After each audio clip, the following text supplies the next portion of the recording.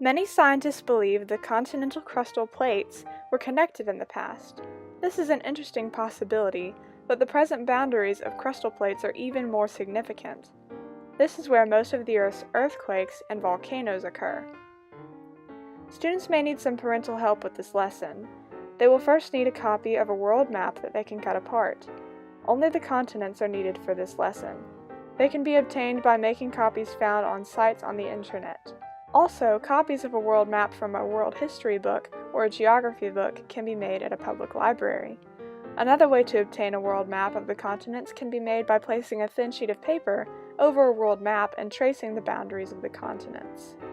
Have students cut out the 6 land masses, and then try to slide them together to see if they are a fit. Have them compare their ideas about one continent with what some geologists think it might have once looked like. Find a map showing all of the major tectonic plates of the Earth and the boundaries of the major continents. You may need to find sectional maps to find more detailed information. Complete the assignments in your student book regarding these maps. Parents may need to provide a hard-boiled egg for this investigation. They should be sure the egg is discarded when the students are finished with it. Have the students lay the egg on a towel on a flat surface. Help them draw a 4 cm circle with a marker on the side of the egg, and then carefully push a knife through the eggshell to cut around the circle. Now the students should place a thumb on the cut-out eggshell and move the circle back and forth a few millimeters. In this model, the eggshell represents a moving crustal plate.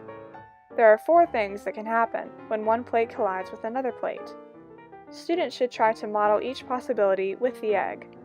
Subduction happens when one plate slides under the other one. Seafloor spreading is when one plate slides apart from another one. The plates slide and grind past each other. This often causes earthquakes. The plates collide, pushing up hills and mountains between them.